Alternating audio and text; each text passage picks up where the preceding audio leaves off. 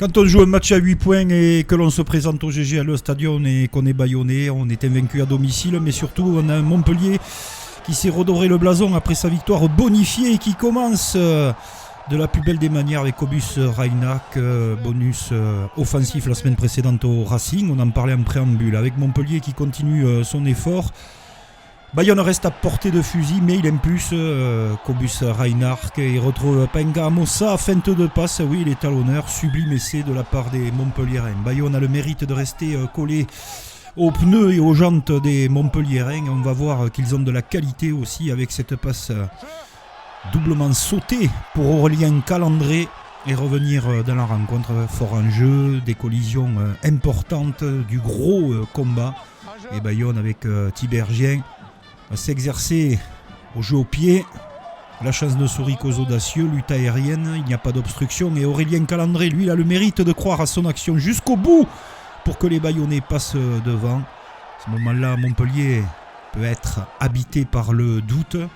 Non, bien au contraire, il s'est passé quelque chose depuis quelques journées avec cette équipe qui retrouve de la confiance et même menée sur son terrain, va préparer un des moments décisifs, d'entrer dans les 22 mètres avec une grosse conservation de balles, les nettoyages et surtout la belle passe sur un pas pour Arthur Vincent. C'est Montpellier qui a gagné le bras de fer, bonus défensif pour Bayonne. Quand on regardait le calendrier de Perpignan avec ses matchs à domicile, il y avait de quoi avoir peur pour les Catalans et puis on ne les arrête plus. Ils ont perdu les 2 premières journées à domicile et derrière ce sont des maritimes approximatifs. Le déclic n'a pas eu lieu suite au grand coup de gueule, passez-nous l'expression, de Ronan O'Gara. C'est Veredamou qui marque le premier essai après arbitrage vidéo. Les Catalans jouent, les Catalans sont sûrs de leur force.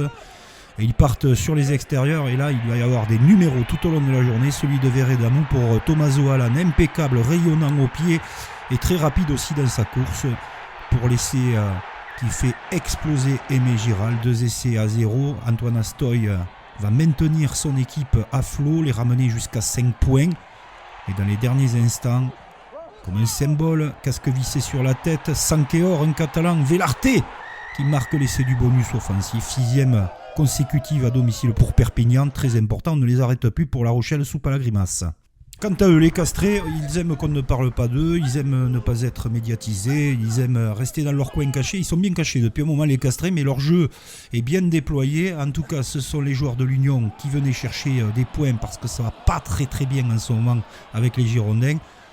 Un petit peu d'approximation sur cette action, mais Moustin marque le premier essai de Bordeaux et cueille Pierre Fabre à froid. À partir de ce moment-là, les castrés posent leur jeu, leur puissance et s'appuient sur Léoné Nakarawa qui libère Godiou. Le All Blacks marque son premier essai et Castres sa spéciale. On part tout seul, on se structure autour, on joue rapidement et on renverse. Beaucoup de puissance avec la 3e ligne, de la maîtrise. Arata se régale et Léoné Nakarawa toujours les passes par-dessus avec son double maître. Castres prend le large dans cette rencontre et continue son effort avec du beau jeu, du jeu déployé pour un nouvel essai de la part de Nathanaël Huleux. Arata se déchaîne au ras du regroupement et Godiou pour son doublé qui marque devant une tribune ivre de joie. Révolte derrière Bentheim et Founa, de la patience pour les Girondins qui ont montré de belles séquences, mais pas assez de consistance, de régularité face à ces castrés totalement déchaînés qui, mine de rien, visent le podium. Réponse de Taufa pour l'Union Bordeaux-Bègles avant un essai de Staniforce en force. C'était facile, mais bon, c'est mérité pour les castrés. Et ça continue. Et là, quand Raizuke arrive à hauteur, plein fer, dans l'intervalle, ça donne ça. Et c'est entre les poteaux pour une victoire bonifiée sans contestation des Tarnais, qui n'aiment pas que l'on parle d'eux, mais qui sont bien là. Le top 14, c'est aussi des derbies, des gros derbies et des derbies pour le maintien. C'est l'affiche de Loup Rugby Oyonnax avec les joueurs du Loup Ils sont menés 3-0 mais qui vont mettre en place leur action et surtout trouver Félix Lambé qui marque le premier essai des Lyonnais. Le stade est comble, une ambiance de folie magnifique entre ces deux équipes. On se régale, on va avoir beaucoup de points encore ce week-end, des gestes sensationnels.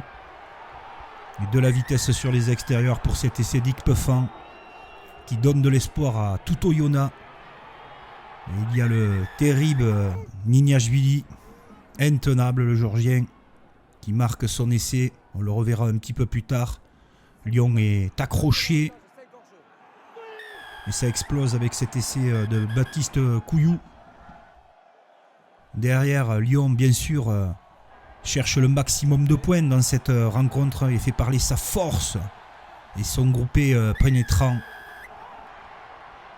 Avec ce superbe essai collectif, Nignashvili, encore lui, qui met le feu dans la défense pour un doublé. Oyonnax revient, c'est un chassé-croisé impressionnant dans cette partie. Un coup Lyon perd le bonus, un coup Lyon le conserve, un coup Lyon revient. Un coup Oyonnax ne s'arrête plus d'attaquer avec ce nouvel essai de Mensah. Et dans les derniers instants, c'est Charcochet qui va donner le bonus offensif aux Lyonnais.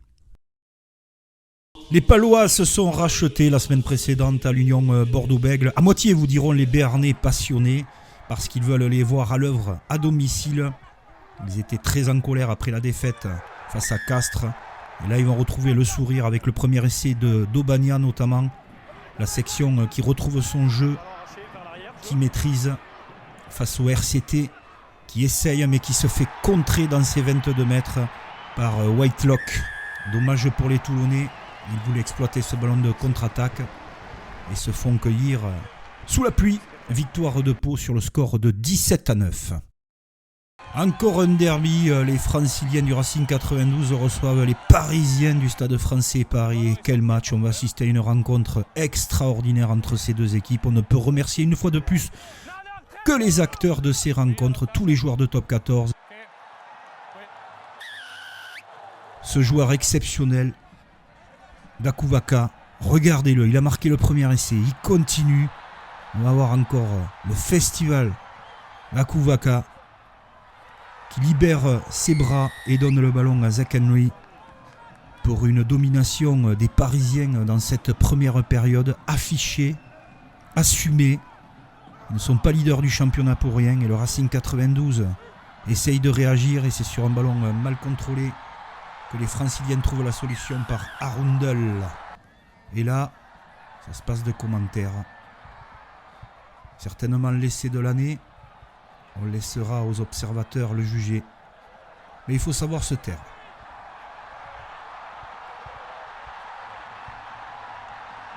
Extraordinaire, somptueux, génialissime. Il n'y a pas de qualificatif. Pour signaler l'exploit de Dakouvaka, grand bonhomme de cette journée de Top 14. Et on termine par ce magnifique ASM Clermont-Auvergne, Stade Toulousain dans un Michelin à guichet fermé. La jeunesse toulousaine avec des Costes, des Calvin Gourgue à l'arrière, qui sans complexe va se déplacer en terre clermontoise. Certes, Clermont a pris un carton rouge par l'intermédiaire d'Oyovan à la 11e minute de jeu. Ils vont évoluer à 14 contre 15 pratiquement tout le match. Mais premier essai marqué par Arthur Retière. Clermont va être courageux. Mais Clermont va manquer de précision sur des coups de pied de renvoi, sur des gestes techniques. Ils vont donner le bâton pour se faire rebattre face à ces Toulousains intenables, avec un Malia impressionnant en poste de demi d'ouverture. Ces jeunes Toulousains, pour la plupart qui évoluent en espoir, qui sont certes champions de France, avec Castro Ferreira pour un essai. Clermont n'a de cesse d'essayer de revenir. Bien qu'au moment aussi, en seconde période, ils vont être à 13. Mais ils le font, les Clermontois. Avec cet essai de Lavanini. Mais Toulouse va garder le contrôle de cette rencontre un certain temps. Et c'est les Clermontois qui vont leur donner le match avec certaines actions. Mais regardez encore la vitesse d'exécution, la formation toulousaine, le projet de jeu.